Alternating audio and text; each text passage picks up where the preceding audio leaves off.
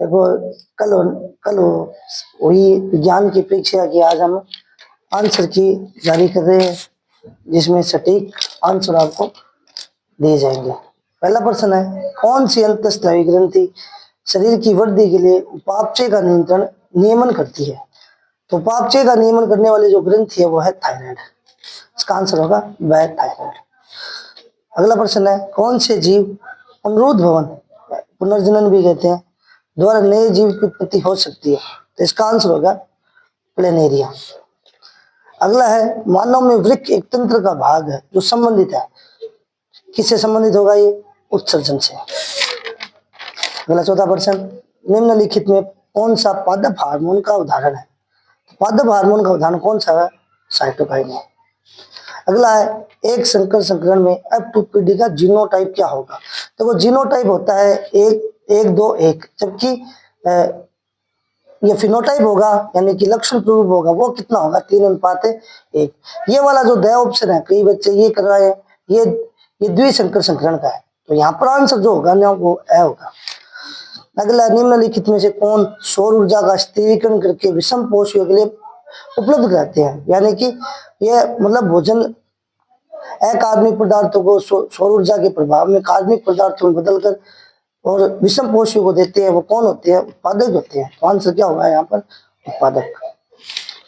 अगले प्रश्न पर चलते हैं। अगले प्रश्न पे, गोलीय दर्पण की जो वक्रता त्रिज्या है और फोकस दूरी के बीच जो संबंध होगा वो होगा R=2f, क्योंकि वक्रता त्रिज्या वो फोकस दूरी की दुगुनी होती है। अगला है, श्वेत प्रकाश पुंज प्रिज्म से गुजरने के बाद इसके अवयवी वर्णों में विक्षेपित हो जाता है। प्रकाश जो सबसे कम झुकता है, सबसे कम कौन झुकता है? लाल झुकता है। और सबसे अधिक झुकने वाला कौन सा होता है? बैंगनी। तो यहाँ पर पूछा क्या है? सबसे कम कौन झुकेगा? लाल। फिर अगला जो आपने परिपथ चित्र दे रखा है, जिसमें 3 प्रतिरोधक जोड़ रखे हैं, इसमें ये श्रेणी क्रम में है, पहले इनका श्रेणी क्रम निकाल लो।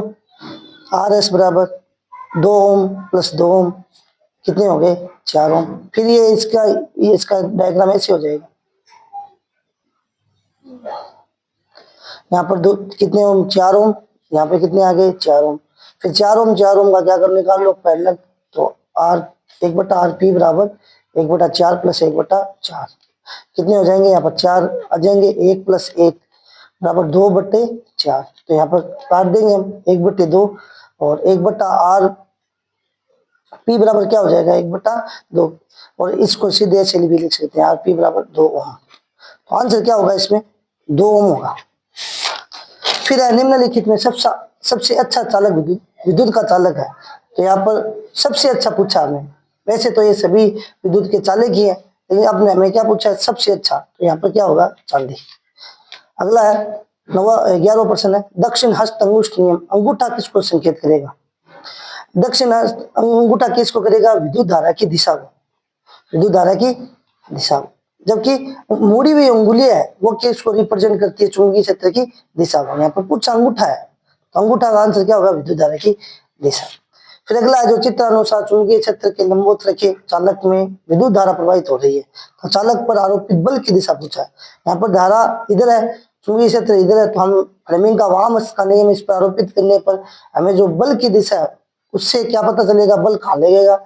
कागज में भीतर की हो जाते हैं। अगला प्रश्न है, जिंक की तनु सल्फ्यूरिक अम्ल के मध्य अभिक्रिया से उत्पन्न गैस, यहाँ पर धातु है और अम्ल है, इनसे जो उत्पन्न गैस होगी वो कौन सी होगी? हाइड्रोजन गैस होगी। सही आंसर होगा हाइड्रोजन। अगला एक, उदासीन विलयन की पीएच का मान, तो उदासीन विलयन की पीएच कितनी होगी? 7 होगी। अगला है हमारा जो 15वां प्रश्न है, इसमें आपको रेडॉक्स अभिक्रिया दे रखी है, इसमें पूछा है कि किसका अपचयन हो रहा है, किसका उपचयन हो रहा है। तो सीधा सिंपल सा है, पीबीओ की तरफ ले जाओ। यहाँ पर ऑक्सीजन है, यहाँ पर ऑक्सीजन इसके पास हट रही है, तो इसका क्या हो गया? अपचयन। यहाँ पर कार्बन है, ये कार्बन डाइऑक्साइड में बदल रहा है, तो इसका क्या हो जाएगा? उपचयन। तो किसका? लेड ऑक्साइड किस में अपचयन हो रहा है? लेड में। तो लेड ऑक्साइड का अपचयन हो रहा है, तो लेड ऑक्साइड का अपचयन हो रहा है, सही बात है। तो ये हो गया चौथा। फिर कार्बन क्या हो रहा है? कार्बन डाइऑक्साइड में उपचयन हो रहा है, तो ये एक वाला है। 2 और 4 वाला ऑप्शन है, 2 और 4 वाला ऑप्शन क्या दे रखे हैं? सत्य कथन दे रखे हैं। लेड ऑक्साइड अपचयित हो रहा है, सही बात है। इसके अलावा हाँ कार्बन डाइऑक्साइड नहीं वाला, ये कार्बन हो रहा है तो यहाँ पर तीसरा, यानी तीसरा और चौथा वाला ऑप्शन कार्बन हो रहा है। देखो कार्बन है और किस में हो रहा है, कार्बन डाइऑक्साइड में अपचयन हो रहा है, तो ये हमारा कौन सा ऑप्शन सही हो जाएगा, तीसरा और चौथा। फिर अगला है फास्फोरस परमाणु के एम कोष में कितने इलेक्ट्रॉन होते हैं, तो के एल एम ये कोष होते हैं, जिसमें जो फास्फोरस है वो 15 पे है, तो इसका इलेक्ट्रॉन विन्यास क्या होगा, 2, 8 और 5। तो हमें के में कितने होंगे 2, एल में कितने होंगे 8 और एम में कितने होंगे 5। तो आंसर क्या होगा यहाँ पर, हमने पूछा एम कोष में तो 5 होगा। फिर संतृप्त हाइड्रोकार्बन, संतृप्त हाइड्रोकार्बन कैसे पता चलेगा, जिसमें जैसे जिसमें एकल बंध हो, जो एल्केन हो वही होता है संतृप्त हाइड्रोकार्बन। तो एल्केन कौन है, पहचान लो यहाँ पर, ये वाला है एल्केन ही हो जाएगा। फिर मेथेन में कितने सहसंयोजी बंध है, मेथेन की संरचना ऐसी होगी, इसमें सहसंयोजी बंध गिन लो आप आराम से, 1, 2, 3 और 4, 4 वाला ऑप्शन सही हो जाएगा। फिर यहाँ पर रिक्त स्थान देखते हैं। रिक्त स्थान में देखो आपको क्या है, पहला है हार्मोन की क्रिया को खाली स्थान क्रिया विधि नियंत्रित करती है, तो यहाँ पर क्या होगा पुनर्भरण, कौन सी क्रिया विधि होगी, पुनर्भरण। फिर है शाखान्वित आहार श्रृंखलाओं से शाखा पूछा है, यानी कई सारे आहार श्रृंखला जब शाखाएं बना ली और जो जाल बनेगा उसे क्या कहेंगे, आहार जाल। चलो आहार जाल भी करके आ गए बच्चे, कुछ बच्चे खाद्य जाल भी करके आए हैं, तो दोनों ही आंसर क्या होंगे आपके सही होंगे। फिर है सामान्यतः विद्युत तार तांबे के बनाए जाते हैं, क्यों, क्योंकि ये विद्युत के सुचालक होते हैं, सुचालक होते हैं। आंसर अगर सुचालक लिख दिया तो भी ठीक है। फिर है किसी धारावाही वर्ताकार पास के कारण उत्पन्न चुंबकीय क्षेत्र की प्रबलता फेरों की संख्या वृद्धि करने से क्या होती है, चुंबकीय क्षेत्र की प्रबलता बढ़ती है या वृद्धि होती है, जो भी है यहाँ पर आंसर ये हो जाएगा। फिर मैग्नीशियम रिबन वायु में ध्यान कराने पर यौगिक मैग्नीशियम प्लस ऑक्सीजन, अगर इसका ध्यान कराए तो एमजीओ, तो संतुलित कर लेंगे, यहाँ पर क्या बन जाएगा 2 MgO। तो आपको अगर 2 MgO कर दिया या सीधा लिख दिया मैग्नीशियम ऑक्साइड, कुछ बच्चे MgO भी लिखा है तो भी सही है। अगला है कि सोने और लोहे में कौन अधिक तन्य है, आपको सबको पता है कक्षा 10 में अध्याय नंबर 3 में लिखा है कि 1 ग्राम सोने से 2 किलोमीटर लंबा तार बनाया जा सकता है, तो सबसे तन्य धातु क्या हो गई यहाँ पर, सोना। क्या हो गया, सोना अधिक तन्य धातु है। फिर है श्वसन की परिभाषा, ठीक है, वायुमंडलीय जो ऑक्सीजन है और फेफड़ों के जो जाती है फेफड़ों में, वैसे वायु जाती है, वायु में से जो ऑक्सीजन है वो खून में चली जाती है, खून से कार्बन डाइऑक्साइड फेफड़ों में जाकर फिर बाहर चली जाती है, श्वसन की, उसे क्या कहते हैं श्वसन।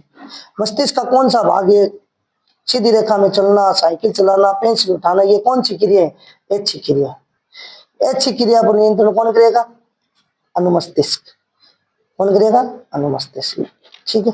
उभयलिंगी पुष्प का उदाहरण, उभयलिंगी पुष्प के 2 ही उदाहरण दे रखे हैं बुक वाले ने, एक तो गुड़हल, गुड़हल और एक है सरसों। तो अगर बच्चे गुड़हल कराए तो ही सही है, सरसों कराए तो भी सही है। मेंडल के प्रयोग में मटर के जो सफेद फूल का विप्रियासी, विप्रियासी का मतलब होता है विपरीत, तो इसका विपरीत लक्षण बताओ। जैसे आपने बुक में दे रखा है लंबा पौधा, लंबा पौधा है उसका विपरीत होता है बोना पौधा, और अगर गोल बीज है, गोल बीज वाला होगा तो इसका अपोजिट विपरीयासी होगा झुर्रीदार, झुर्रीदार बीज हो गया। ठीक है। तो अब पूछा कैसे, सफेद फूल, सफेद फूल का जो विपरीयासी होगा वो होगा बैंगनी, बैंगनी फूल। तो राइट आंसर यहाँ पर क्या होगा, बैंगनी। किसी वाहन के पश्च दृश्य दर्पण यानी साइड मिरर के रूप में कुछ दर्पण का उपयोग होता है, उत्तल दर्पण। निकट दृष्टि दोष, यह पता ही आपको, ऐसे दोष वाले व्यक्ति को निकट की वस्तु तो साफ दिखाई, स्पष्ट दिखाई देती है, परंतु दूर की वस्तु स्पष्ट दिखाई नहीं देती, इसे निकट दृष्टि दोष कहते हैं। निकट में कितने, और इसका निवारण तो पूछा नहीं, पर परिभाषा पूछी, परिभाषा लिख दो। विद्युत परिपथ में विभवांतर को मापने वाला यंत्र, मैंने बताया यंत्र पूछे तो वहां पर आंसर मीटर तो आएगा ही, तो आपको क्या पूछा है विभवांतर, तो यहाँ पर क्या आंसर हो जाएगा वोल्ट, वोल्ट मीटर। क्या हो जाएगा, वोल्ट मीटर। कि किसी विद्युत धारावाही प्रणालिका के कारण उत्पन्न चुंबकीय क्षेत्र, ये वाला एकदम नॉर्मल जो डायग्राम है ऐसे वाला, जिसमें चुंबकीय क्षेत्र रेखा ऐसे दिखा रखी है, ऐसे दिखा के ऐसे बना रखी है, ये वाला बनाना। ये समीकरण आपको पहले पार्ट से दी हुई है, जिसमें बिना भुजा चूना उसके जल के साथ अभिक्रिया कराने पर क्या बनेगा, तो समीकरण आपको याद होने चाहिए।